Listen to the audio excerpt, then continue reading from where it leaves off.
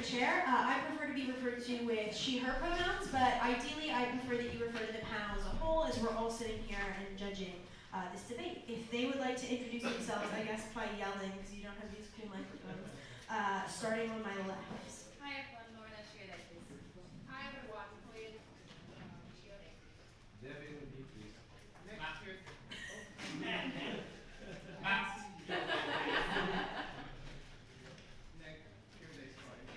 Yona, you're there, please. Wonderful. If we could then have speaking order as well as pronoun preferences if you have them, starting with opening government. Martin. Next Chief, please. Olivia Shirley. Antonio, no problem.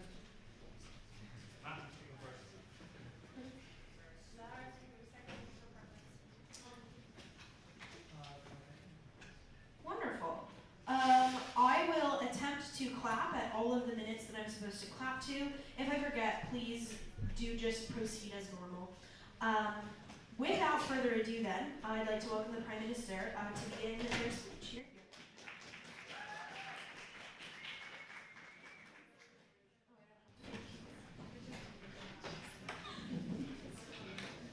I mean, if not, I'll clap. When you say use a mic, can I have the line there turned on? Do I actually need to hold it? Yes, you have to hold. If you want, or you Can I scream? Would screaming be enough?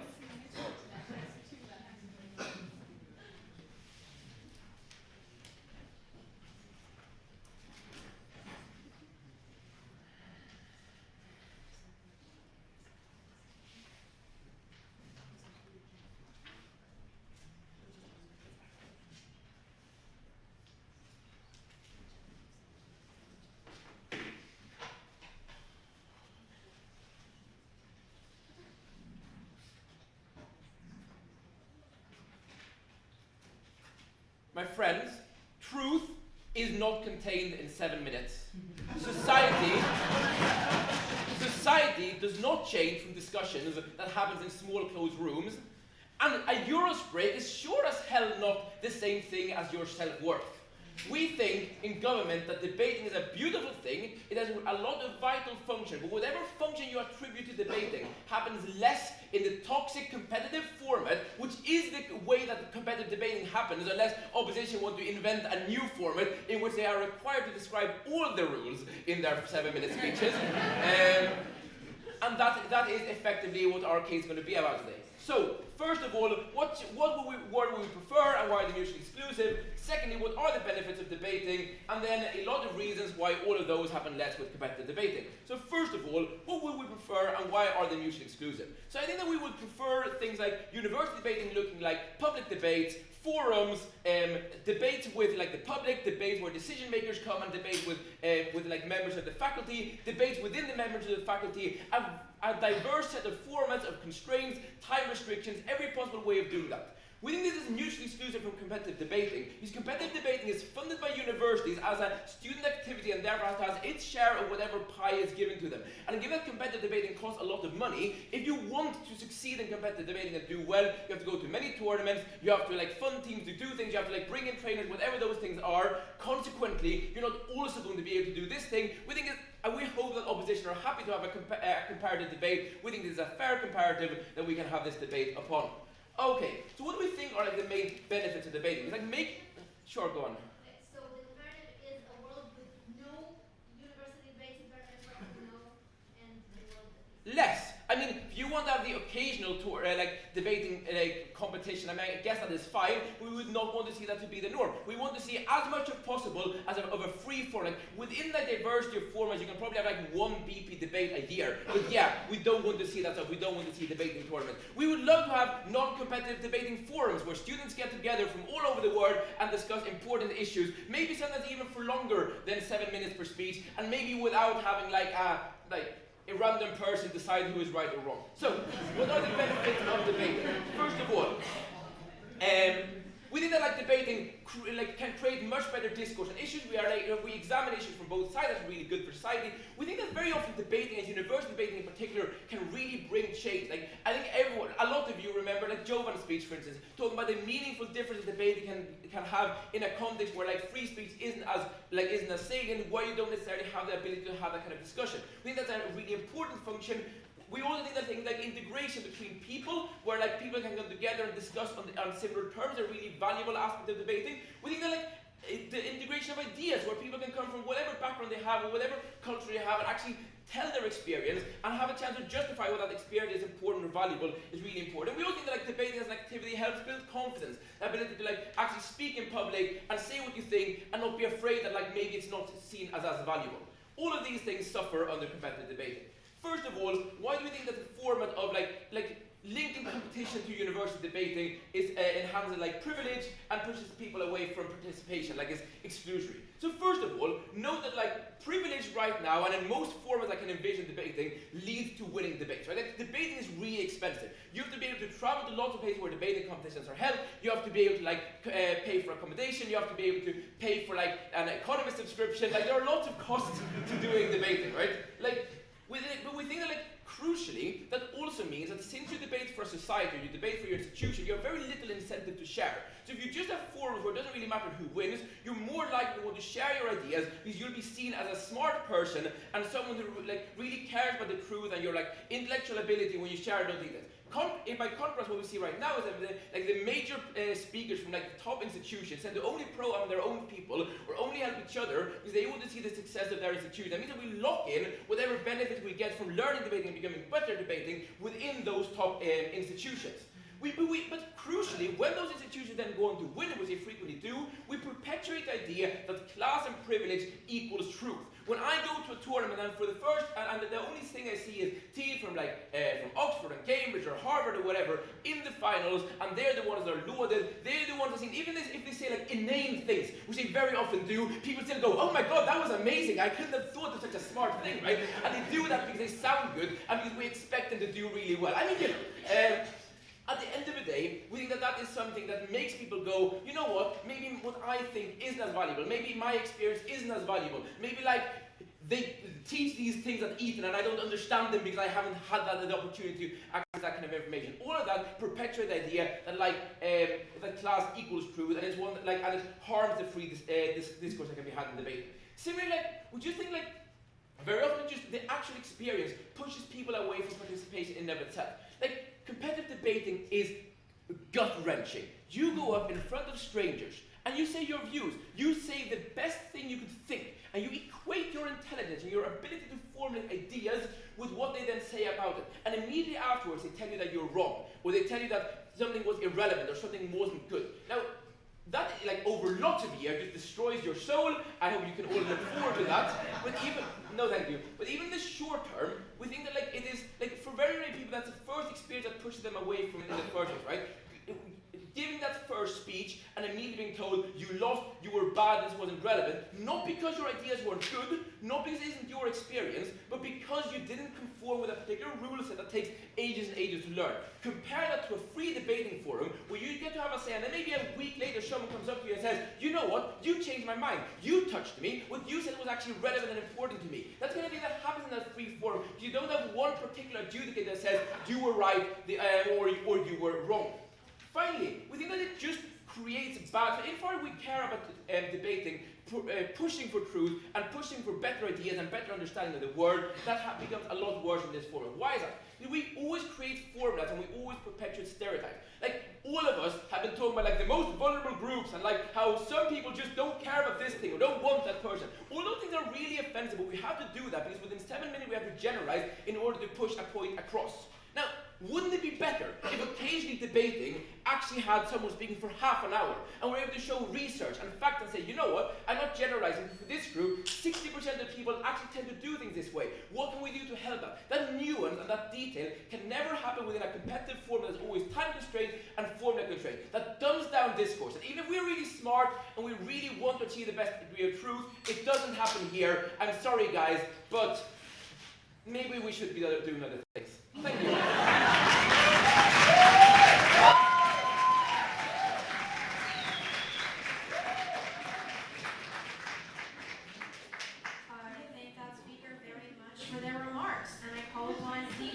speaker from the opening opposition team.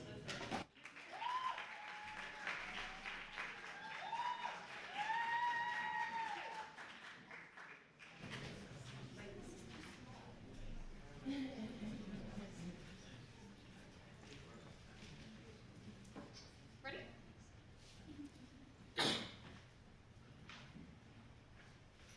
The public judgment and the elitism that Martin fears happens anyway in public forums and happens anyway in any kind of interaction between university students or any individuals discussing any topic. What changes, however, is that we add standards, that we add training, that we add expectations and stakes to this. We think that 3 benefits happen on our sides. The first thing that happens is that debating is done much better, leading to much greater benefits of the sort that Martin described. The second thing that happens is that it increases access, and the third thing that happens is that you create an incredibly empowering platform for certain groups. Let's jump right in, rebuttal into Roman. Firstly, why do we think that debating is done better? And let's be very specific. The key things that change when it becomes more competitive are twofold. Firstly, the stakes are raised, and secondly, it also adds fulfillment. It adds a sort of reward, of course, if you reach a certain achievement, but there are very regular achievements in debating, so we think that overall it does add that fulfillment. In what ways do we think that it's done better? The very first thing that happens is that when you know that you're going to achieve a reward, you work harder. Perhaps you stay in debating for longer. Perhaps you train a little bit harder. Perhaps you watch more training videos from the debating training platform. Perhaps, just like video games, we think that when something is addictive and something gives you a reward, you want to get good at it and you're getting something out of it. This means that individuals stay involved in debating for longer and they spend more time studying and practicing and trying to become good at debating, not only in potentially exclusionary formats such as debating competitions, but also training sessions and videos that are accessible at your own home for free. Why do we think that this is important? It's important because it makes people more informed. It makes people more involved in their communities. Sure, it makes more people aware of the stakes of their actions and the consequences and the ways that we vote and how they impact other people. Sure, maybe sometimes we generalize when we talk about vulnerable groups. I would far rather that than never talking about vulnerable groups and never acknowledging racism exists or poverty exists. No, thank you. Secondly, it gives people exposure to ideas because there are representatives from vulnerable groups. There are motions and info slides and ideas that you've never heard about before in your life, and we think that it fundamentally liberalizes your views to have to come to terms with your own racial biases or stereotypes when you lose debates because of them. And thirdly, it gives a voice to those communities to have their problems discussed for the first time ever. The second thing that happens, however, is that people discuss the things that they don't agree with better and possibly for the first time ever. Firstly, I would never step across the aisle and defend like republicanism or defend like fascism if I didn't have, no fascism, I wouldn't defend fascism anyway. Within the constraints of debating, I would never defend things that I disagree with if I wasn't getting something out of it. I would never go to the public forum that Martin describes and defend a position that isn't my own if I didn't think that I was going to get some kind of reward. It makes people more tolerant to other views within the constraints of what we discuss in debating. But secondly, Martin tells us that we generalize and that we're offensive. This is false. Notice every equity briefing that says don't be sexist is unpersuasive. It's precisely the fact that you will lose a debate because of it that forces you to be careful with the kind of language that you use and forces you to be sensitive with the arguments and the descriptions that you use. But thirdly, I think that it also makes arguments better. When people debate for longer and they try harder and they know more things and they practice tactics and they practice strategy, we think that we defend all ideas better, both in proposition and opposition. Why is this important? And like joking aside, I think that everybody has a moral obligation to defend every idea as much as possible. And debating is the only way that that can happen. We have a moral obligation to defend conservatism as strongly as we can. We have a moral obligation to defend feminism as strongly as we can, because that is the only way that we can see what idea wins, what idea is the most compelling, only if it's been given the best possible defense. If people aren't competitive, they have no reason to give it the best possible defense. 7 minutes is not enough to reach the truth, but it is necessary to reach the truth.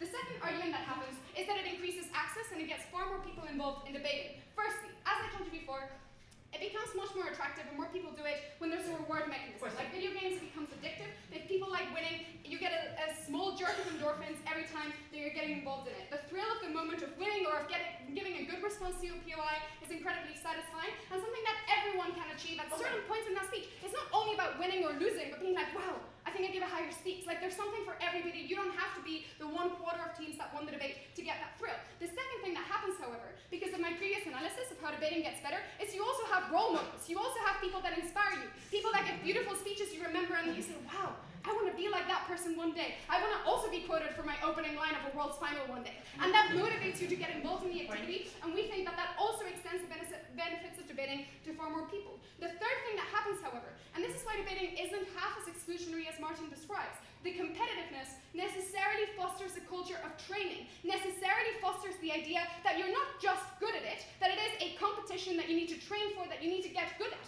just have public forums, like Martin described, then it's something you're either good at or you're not. You're either good at naturally presenting your ideas because you've learned public speaking through other skills, or you sound particularly persuasive or have a particularly low voice. It's not something you can train. However, what happens now is, as Martin concedes himself, you want to promote other people to the university, you can tell them, sure, you'll last at the start, but don't worry, eventually you'll win, and that motivation helps you get better, and you have an institution that supports you. And the last thing that happens is that the right kind of people get involved with it. Particularly, what happens if we lose competitive people in debating and you only get public forum people in debating? No, thank you. What happens then is that you get the people that are competitive, that are seeking power, that are seeking prestige, that are seeking influence, particularly in politics, which is the world that we're in.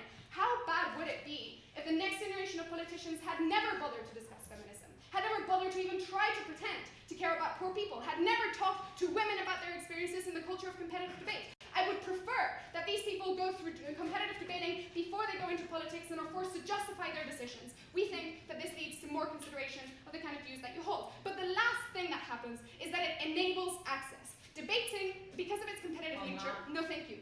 It relies directly on its competitive nature to be able to get funds and to be able to be promoted in the communities that need it the most. Firstly, on an obvious level, universities and companies and countries only promote debating because of the financial interest that it makes for them and for the university, because you can say that you want a certain competition. Public forums will never get investment and will never happen like Martin wants them to, because no institution has any kind of monetary incentive because they get no prestige out of it. And secondly, you can't promote it in the communities that need it the most. You cannot go to countries with censorship or with dictatorship and say, we're bringing public forums to your country to discuss human rights. Kazakhstan is never going to let you do that. You have to encourage them to do so because it raises the prestige of the country. You can't tell them overtly that you're doing it to improve democracy and to improve human rights. It provides the only possible cover to be able to introduce those ideas for the first time in, like, I don't know, Zimbabwe, for example. But the last benefit that happens is for vulnerable communities, because I think the debating provides an incredibly meaningful space for success. You get to succeed because it is competitive, you get to be told that you win in something intellectual, that you can influence people, that you're respected. And it's only powerful because there's winning in it. It's only powerful because there's respect in it. We think that you remove a platform for people to create barriers in a way that's incredibly empowering. It's important that debating exists, because a lot of other areas to try to break those barriers are much more hostile. Sure, maybe debating isn't perfect, but the rest of the real world is even worse. Companies are even worse. The political environment is even worse. I would rather, when we're young and biases are less entrenched, we let women, we let people of color, we let LGBT people express themselves, be rewarded for it, and break barriers for other people. All of that on the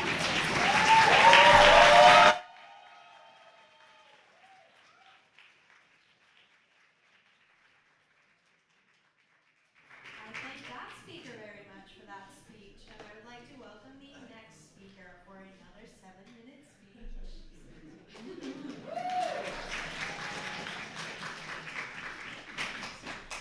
Hannah, ready?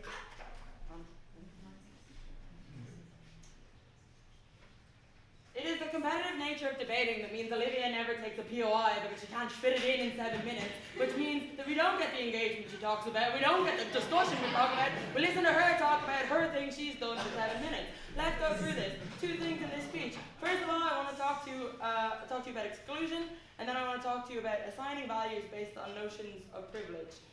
That'll make sense. Right, exclusion, rebuttal interwoven. Debating in a competitive form blocks so many people out. Maybe they turn up to one competition, maybe they come to many, but not many people get to stand up and get listened to and get heard. The fact that debating is competitive, and even though we have nice things now that say, like, I can opt out if I collapse, and I can opt out if I'm struggling, I don't, because my partner puts pressure on me going, we're in the fucking break room of the Cambridge IV, don't fucking faint now. We're in, like, genuinely conversations I've had.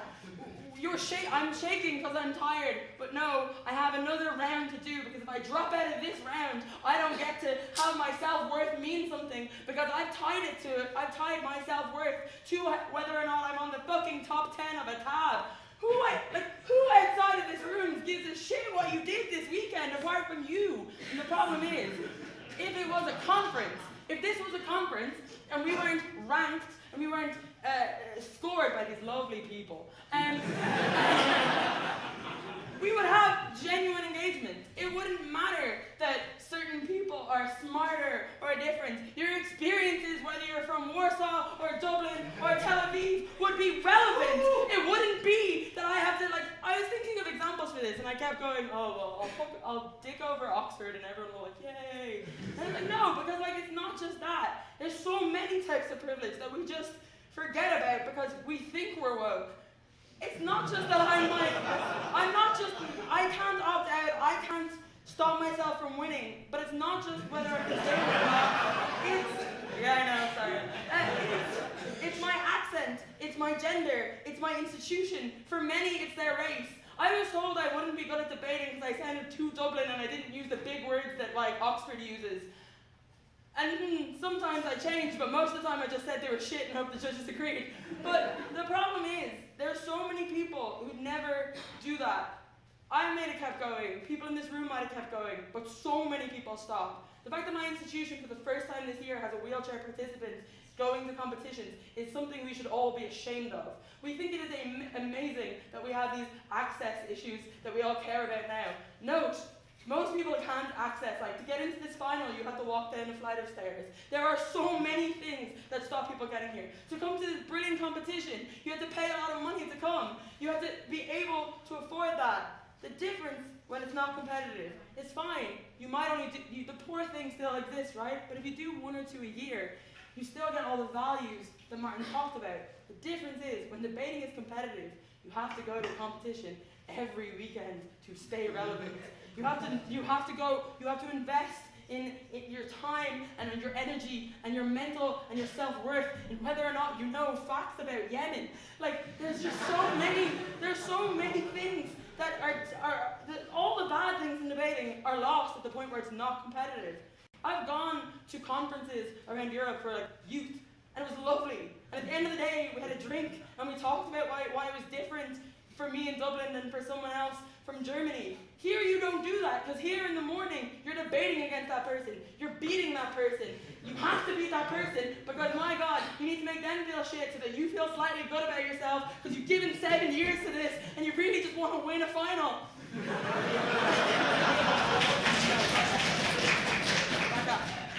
also against basketball or swimming teams on universities?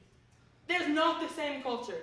There's not the same culture. Debating is this weird thing where we have fooled ourselves to believing that we are intelligent if we can talk for 7 minutes about something. It is not the same thing. The benefits of basketball and swimming are that there is a team and a community. The competitive nature of debating breaks down that team and breaks down that community. Even internally in a partnership, in a long-term partnership, you will see people going, oh, you fucked up that POI, you didn't do that properly, oh my God, you pissed off that judge. And you have arguments with people who should be your best friend because or like, oh, my partner outspoke me and I think I'm more important than him. If that wasn't there, you're just having a conversation and actually getting the benefits of debate.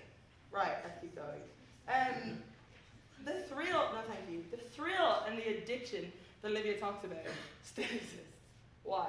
Because a lot of the thrill and the cool bit of this, and this is quite nice, I get to stand up, people are laughing at weird things I'm saying, that still exists, right? I still get to give debates. The difference is, you then don't tell me if I was the smartest person in that room. I then don't get told what score out of 100 you would assign to my intelligence. I then don't go, well, I thought what I said was important, but the entire room thought it was fourth, so maybe that opinion's wrong. Maybe I should not say that the next time. Maybe I should change my accent. Maybe I should stop being so feminine. Maybe I should be a little bit more white, a little bit more Oxbridge, a little bit less me, and a little bit what the formula of competitive debating tells me to be. Because as well, Olivia tries to say, everybody can have their own small victories. That happens on our side far more. You can have the victory of standing up and giving a speech and making 7 minutes and people clap, because the small victories that Olivia wants to elude you into thinking are enough for her to win this debate happen on our side. The standing up, the getting the confidence, the willing to engage, the stuff we tell our sponsors to make us think that we're not all just here having a holiday. That happens. But no, when it's competitive, it's never enough.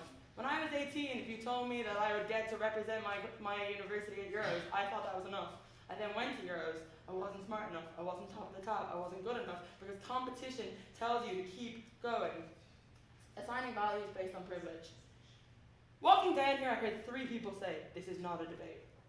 Problem with that. We assign value based on competition on whether or not it gets the thumbs up or the thumbs down from Oxford, Tel Aviv, Cambridge, right? The problem there is we assign formulas. It should not be the case that we allow a 7-minute speech to define what is the truth. The amount of debaters who think it is absolutely fine in a debate yesterday to say disabled girls don't like sports, and the judges just go, okay, because that seems okay, that seems likely. And the reason is, the formula of competitive debating means if you can give a plausible, logical, one-sentence line, it becomes accepted and it becomes true.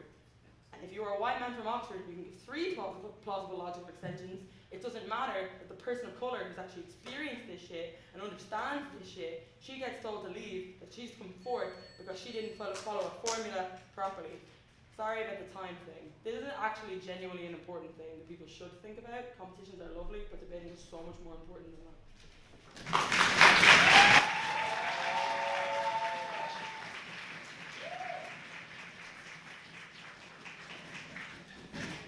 Thank you very much. And now we move along to the next speaker, who will also speak for 7 minutes.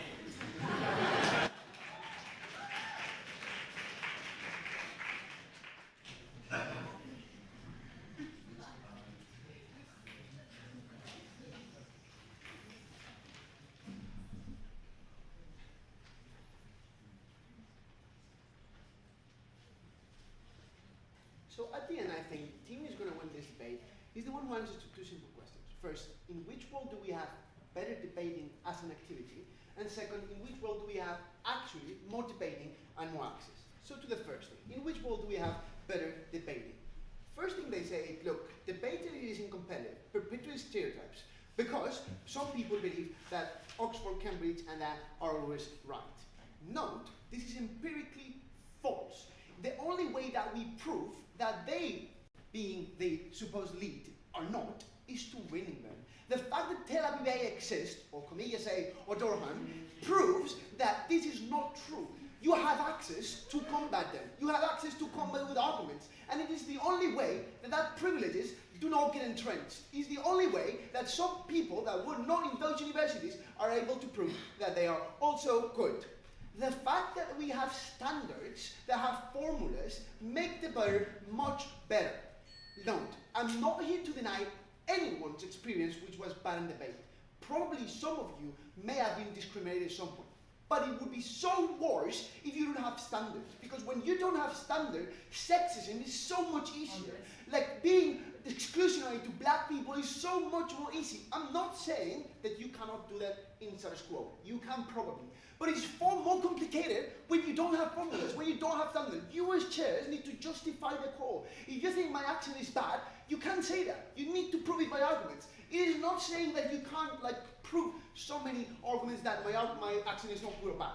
But the fact is, if those formulas didn't exist, those things Lucy just told you would be far worse. Much more discrimination, much more people being negated access because of all of those things. So we think that even if debate is competitive, we mitigate most of the harm due to having that debate with formulas. In comparison to that, Olivia gave you 2 things here. He gave you first that you get motivated and work harder, and you need to fully believe in yourself in order to defend your position. The impact is that when debating is competitive, we think you give full access to people to the benefits of debate. So if debate have X benefits, in our world, I think it entrenches much more. We think debate is better when there's formulas because it allows not to have discrimination, and it is more possible to go full way. So, first question, I think we cleared it. Martin. The difference with a freer form, a multiplicity of debates, is that you can invite someone who has a genuine life experience on the authority of that to speak for 20 minutes and 30 minutes and therefore compensate for the biases that they otherwise would have in that context. This is the problem why OG is going to lose this debate. The problem is that they assume, and this answers to my second question, that conference actually exists in their world. They assume there's this conference where I can invite this expert to talk for 30 minutes and people are coming. They assume that people at Comillas are going to pay me for come to speak to listen at Lund as some random guy. It is not true that the conference Lucy and Martin like actually exists in their world because they don't have finance. So, second question, where do we have more debating? They say 2 things here. First, the debate excludes people without money. Note, first mitigatory part. This is largely false. The reason that some of you are judging here is because they're IA funding. The reason I got to both last year is because of rate waivers. So there's possible ways in order not to be discriminated by money. But even if the comparative is not with full access, if with no conference, as I later proved. Second thing they say, and I think is important, is that it pushes people away because this is only competitive and people don't want to be competitive. Three responses. A, even if it's competitive, I think that the fact that you come here is not the only way to compete. Lucy and I met yesterday, even if we're competing, we're friends, I think we are, so I think there's no problem of competing with each other. Second, if you don't like competition, debate's an activity that allows you to be here, for example, judging, or for example, I don't know, doing whatever thing which is not speaking. I don't think so it's just so exclusionary. But now let's compare what's the world without this competitive debating. Olivia brought you several reasons why we believe that the comparison is with no conference at all. First, universities finance debates in the vast majority of cases because they have a reason to do so, which is, let's prove, for example, that my uni in Spain is better than the other uni. This is good, no, probably it's not, but it's a fact. So they finance things which they can claim they're better at than other uni. The fact that I'm here is because Comillas thinks that I need to prove that I'm better than Autónoma de Madrid. It's the only reason I'm here, because they're paying me here. That's the reason most uni pay, maybe not the case in Oxbridge, but most universities want to claim that to be a good sport. If it was not competitive, they couldn't claim that. They could say, look, we sent this random guy to Lund to do whatever, but they couldn't compare. So that comparative is so important, but it is also more important in the case of discriminated communities. In the case of communities where they can't say just, look, I'm seeking for free speech, so as I'm seeking for free speech, let me send like over there. People who, for example, just can justify to their unis they're competing, people that come from countries where free speech is not that cool, but they can compete in those tournaments because they say it's competitive. That access to finance only happens in our worlds. The fact that uni pays teachers, the fact that uni wants to win, it's only entrenched the fact that they can later say, look, we're winning things. That's the reason I have a teaching debate. That's the reason that there's more debate in our side. No, thank you. The second thing we say is, if the way was not competitive, we have less debate, not only for financing, because it would be less fucking interesting. Olivia gave you several reasons of why it is cool to be as MDG, or is it cool, not cool to be MDG, but to debate as MDG, or to debate as Dalahab. The reason that many people start debating is because they see role models. Look, in my semi-finals, I was debating tech against Monica Foreman. When I told my kids told me, Monica Foreman, the one in the European training platform talking about tech, and they were so amazed Monica Foreman was there. This is the reason why most of my kids will come to the next Lund IB, because they know they can face some of those persons. The fact that it is competitive makes that some people win. Those people winning, due to standard formulas, normally are very good, and this provokes many people watching those people. This creates this enlargement of people accessing due to competitiveness and role modelization. And lastly, the last of the moment, knowing that you can win or lose, makes you much more likely to keep there. The reason Martin here, however the age he is because we like winning. As any of us, probably debate, if it was not winning or losing, have some of the benefits. But winning or losing means that we come back and we try to win again. Debate has many problems, but being competitive is not one of those, because it permits people to access more. It gives us standards not to discriminate, and it is a reason that one is going to win this debate. Thanks.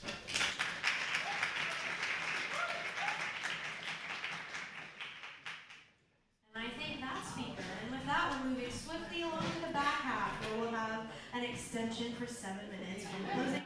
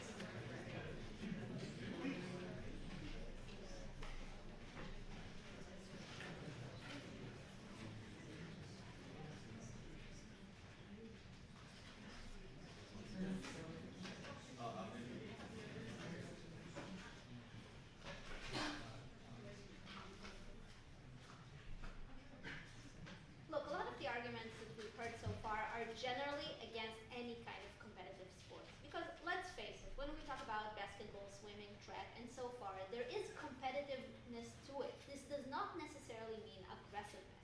Because notice that we don't get analysis on why the aggressiveness is inherent. We don't think that people should be dicks. We think that we should have equity for it. We think that all in all, people can be nice and friendly, and so on. A formula, once again, things with sports. I think the rules of football are silly, and yet people like the formula and they stick to it, right? So the question that we should ask ourselves is, what do we gain from debate? We acknowledge the fact that not everyone is going to be competitive in debating, but we think that all in all, the skills and the thoughts and the ideas that you get from debate are what matters in the end. We all in all want to have a society where people know how to express themselves in a better way, in work, with other people when they communicate, in politics, in courts, and so on. And we want people to think better about ideas. When you have people like Trump, when you have politics that are in strife, you need to have the ability to actually persuade others to be on the right side. When we hear from Mati that, look, people only make decisions based on their personal individualities, we think this is very bad, because we think that if this is the case, there is no room for discourse. There is no room to actually persuading you if your mind is already set based on your characteristics. And that's why we say that we want to promote those values. Now, how do we do that? Obviously, you can't have everyone participate, but we think that the people that do well in competitive debating are the ones that are going to, A, be the next teacher of those rhetorics to other people in a non-competitive environment. B, we think that those people are going to have their videos seen online. We think that the reason the Oxford Public Debate does so well is because of that tradition of competitiveness that everyone went through and know that these people are the best, and this is very engaging just to see them perform as a performance. And thirdly, we say that those people, even if they are elite, and we are willing to accept that there are elites in debating, are the elites that are going to shape our lives.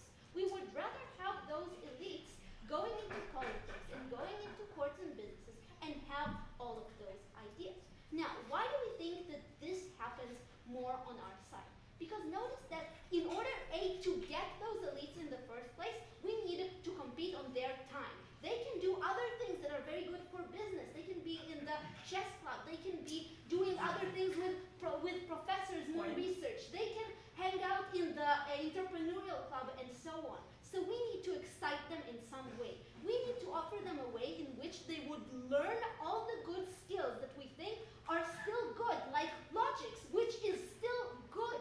We think that being able to be to appeal to the crowd emotively is also something that you learn. Now, yes, Mati, of course, not all debaters are good, and there are bad arguments that win, but we want people to be more like Will Jones, and we are for changing that more. Now, so we need them to get to debating. And here we say that the competitive nature is the thing that appeals to them, because they see a gain from that, because they have the ability to bring in a medal home. And they also get fun from this, so it's not only work, and if not, they'll go and do work. So A, we already get them on board. Secondly, we think that even for many role models that are successful from women, minorities, and so on, you have the people that want to show that they are good. And we think that being a good debater is not God-given, meaning that you do get only some of the women that can handle competition. You only get some of the ESLs, but those are going to excel.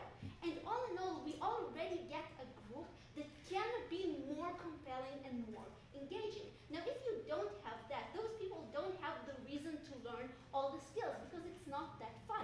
And then we lose their ability to actually contribute to us more.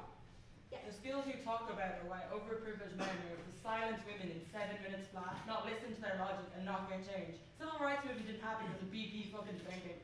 Civil rights movement happened because Martin Luther King was a great rhetoric. We think that we are going to have much more of it. We don't think that he would necessarily be silenced in the debate, just like no one of us is being silenced. We don't think that the rules go against that. But we want to have more people who would have the abilities. Now notice that those people can even watch the debate online, but at least know the argument, at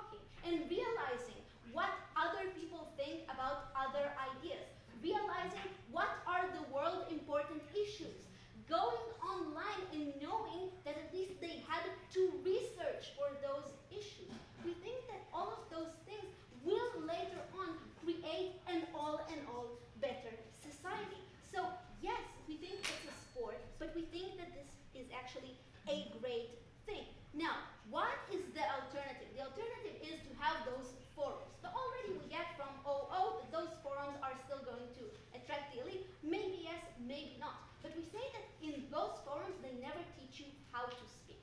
In those forums, you never get the skills that you need. And we say that in those forums, you don't get the extensive exposure to all of those ideas. But you know, moreover, those forums are not that fun. It's pretty boring to listen to people who don't do debates. I mean, we know it. Our friends are not.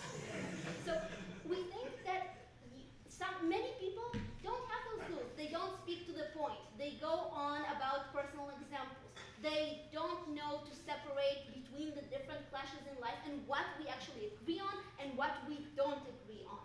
So that's why debating allows us to do all of those things. And we think, yes, there are problems to it, but it's a great sport, and it's a sport that has more value than any kind of physical activity. So for all those reasons, we go.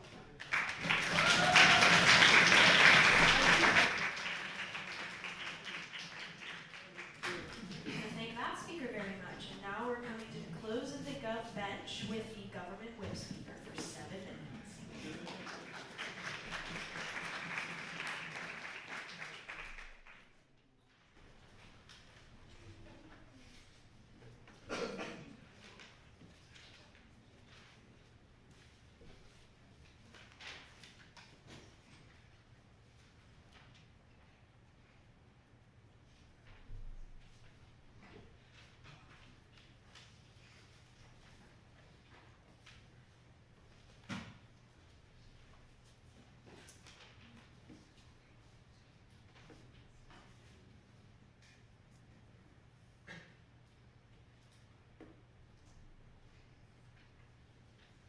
Listen to us speak and think we sound interesting.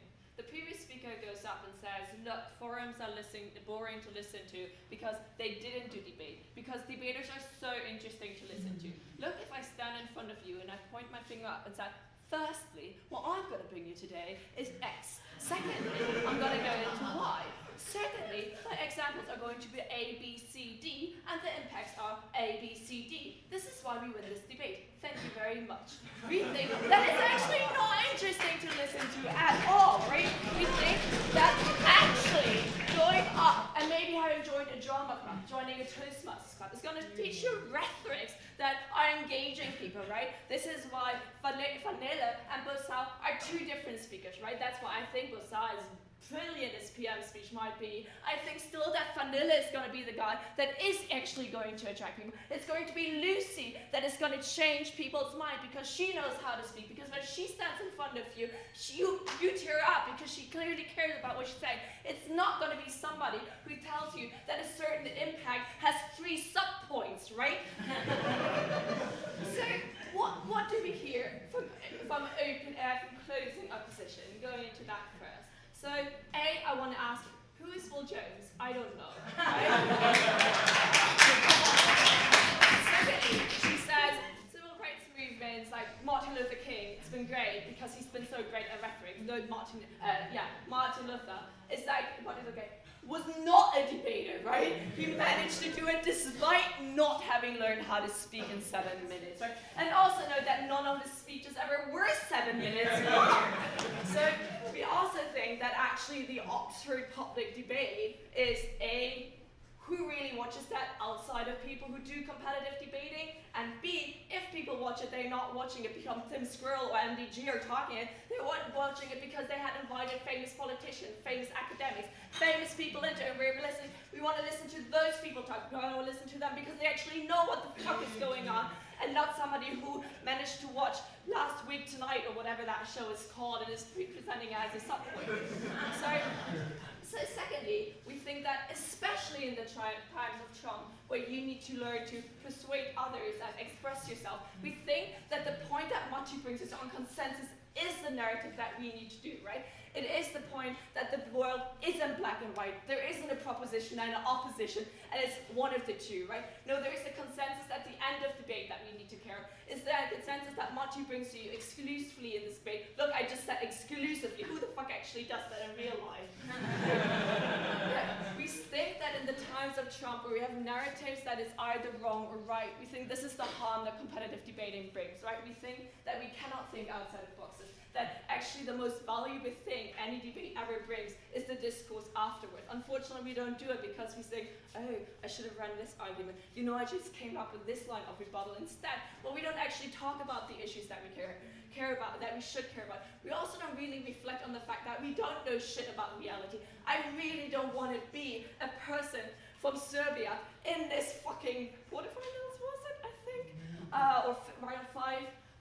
Because what we're saying is wrong, right? What we do should be listened to is public forums. So apparently we're not going to do those public forums.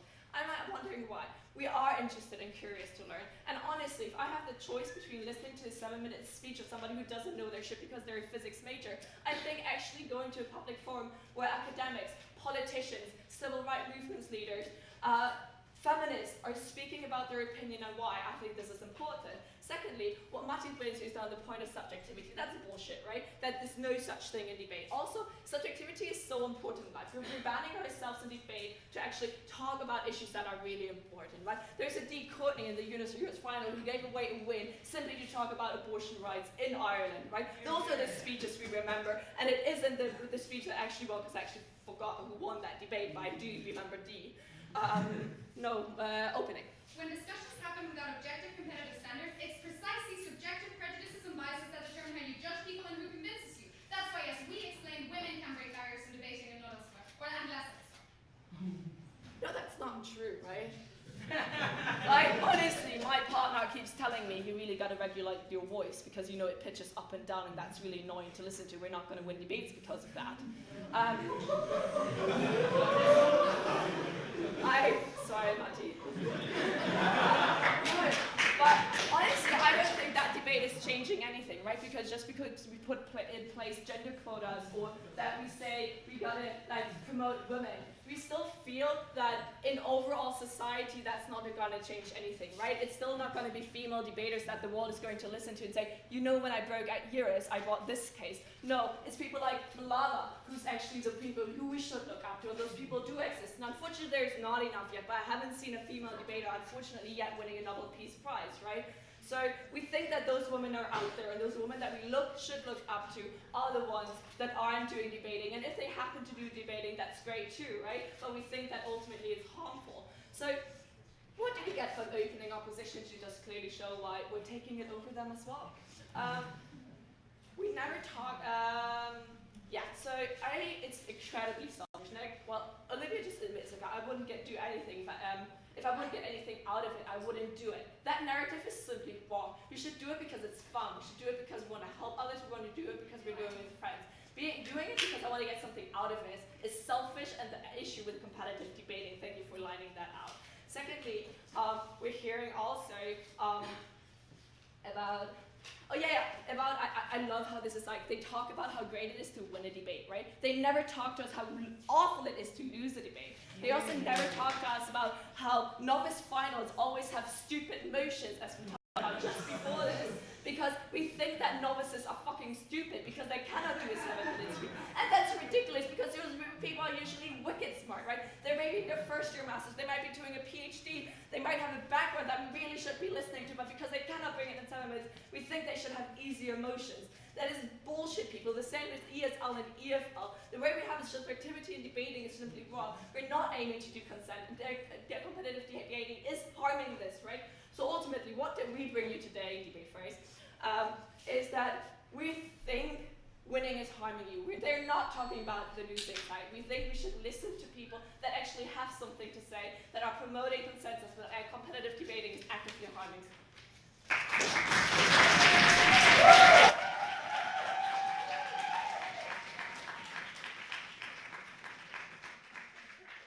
I thank that speaker very much, and as we're nearing the end of our journey together, we're going to have the final whip speech from the closing opposition team for 7 minutes.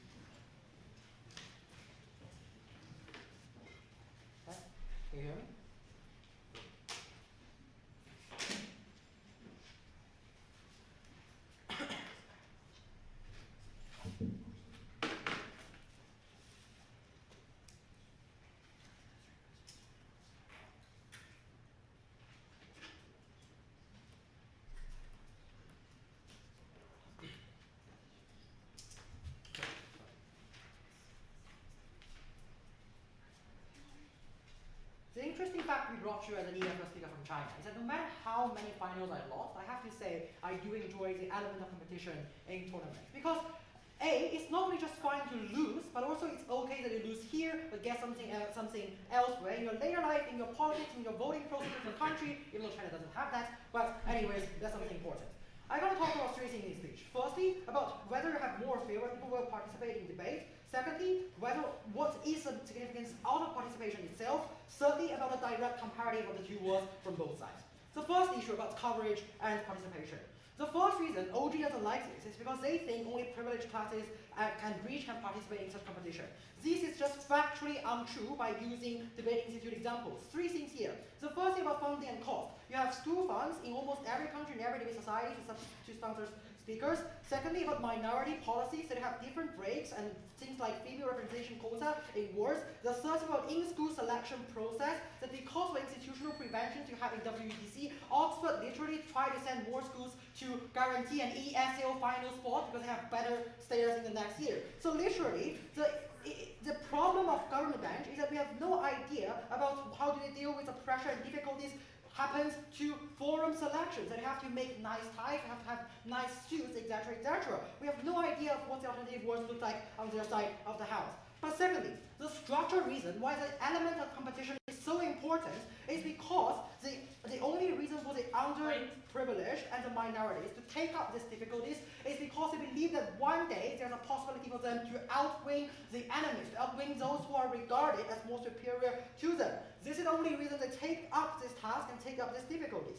How do you weigh this up against opening opposition materials? Several things. No, thank you. The first is that opening opposition claims that these are some kind of rewards of self-expression and formalism will prevent harm from happening. We claim this is the only reward that they desire, and with this desire that drives them to persist. The second thing is the scope of the coverage. That is to say, we think, no thank you, these things can never be replaced by forums or some other speakers because certain indigenous groups only listen to the leaders and figures of them all. If I did bring Ashish and Harish to China, people don't know them. And that is why we think having such minority speakers is very much important. That is why we say the government has this problem of lack of participation.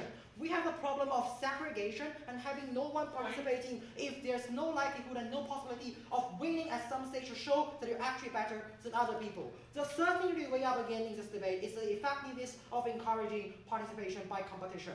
The question here is that can they succeed or not? The first thing to note is that they do succeed in a lot of cases, that ESL speakers will be best speakers in the world, etc., etc. But CG looks like that they say we don't have enough of them, and most of them are not splendid enough. The question of which is that firstly, that whether or not you get more or less excellent speakers to be exposed under the ESL house. We think with competitions we have more because at least there are dynamics to make sure, thank you, you have at least one ESL champion every single year. But secondly, recognize the effectiveness of such encouraging participation. That is to say, if you want to encourage Chinese debaters or tell them they can be good as well, you don't have to win Ashish and Harish every time. You just need to do that even one single time, or even just get in the same final as they do. No, thank you. The cost of such encouragement of participation is so low, and it's a lot more efficient than what they're trying to bring with forums, etc., etc. That is how I deal with opening house and the rest of us in this debate. Yes. If funding, training are tied to winning competition and prestige, why did the Young Leadership Forum exist? Why did the bottom 200 teams at World Fair? Why does Olivia's Training Forum exist? It's for engagement. Look, the fact that you want more funding for a specific group that you are in interest of doesn't affect the fact there are a lot of fundings already being to guarantee a minimum demand satisfaction for this. The problem of your case is that, let me tell you what happens if you want to select someone to go to the Harvard Forum, something like that. What they select is based on that how well you look like, whether or not it can be the next cover page of your school's next year's brochures for admission. Those kind of things are far worse than slightly lack of fundings for some groups, etc., etc. What's our extension unique in this debate? That we say debate is out of participation. Participation is not the most important thing. You've got people who watch debate, you've got people who learn from debate. And I think Monica is correct. Not everyone is Ashish. I get that especially clear after I teamed up with him in Malaysia. But more importantly, that the fact that CG claimed that Ashish is boring is not important at all. Because look at the counterfactual that what are the ordinary general citizens, what charisma they have when they try to deliver speech to their nation's audiences. That's a problem. And furthermore, I think Monica's extension of these thoughts that help your indigenous groups of students develop are very much important. Just look at, if I cannot talk about my problems in the right way, I can see how Ashish does that. Just look at how the team Singapore, that Ashish advocates for them, justifies that the right-wing populism and Rust Belt in the United States can justify their claim not in their own vernacular language. That is to say, if I have to speak up my problems with my vernacular language, and that is not good enough, I can learn from Ashish and Harish to develop my reasoning. But secondly, that I think there's an issue about understanding the trade-offs. That is true. We don't like the fact that people act based on their own individual interests. But the fact that I would only listen to some modeling people or some modeling figures from my community and change my idea on that, no thank you, is the only way for me to change my mindset in the long run. The third thing is, well, let's be very clear in this debate. I think there's sides when we propose an utopia, that there's some kind of consensus that can be reached by the forum without any element of antagonism. The problem of which is that in any kind of political agenda or in any kind of domestic politics, you have classes standing against each other. The problem of which is that you have to understand what trade-off means, what political compromises means. These things, it can only be taught in things like competitive bidding, etc., etc. Most of us won't be filmed by CNN for the presidential election, but most of us will have a stage to vote for these people. And our ways of learning how to evaluate claims, learning to don't like things like kick Mexican dollars and build a Mexican war, etc., etc., is very much important out of participation. These are all the highlighting materials from Monica's extension in this debate. The last thing, what's a comparative, directly comparative in this speech? Look, we are very happy to say that university debates and university events are not the lives of their own. They are obliged to extend the future and the depth of life of the entire generation. That's why we are very happy to confess. Most of the college debaters from minority communities are likely to suffer, are likely to fail. But the first thing to note in here is that those who do succeed are in particular inspirational, these things are in particular worthy. The second thing, those who did fail and didn't continue their career will still try to be more skillful talkers, to talk around dinner tables and watching Donald Trump talking about stupid kids to your families and neighborhoods. That's a good word. We are happy to see. Very proud to your hosts.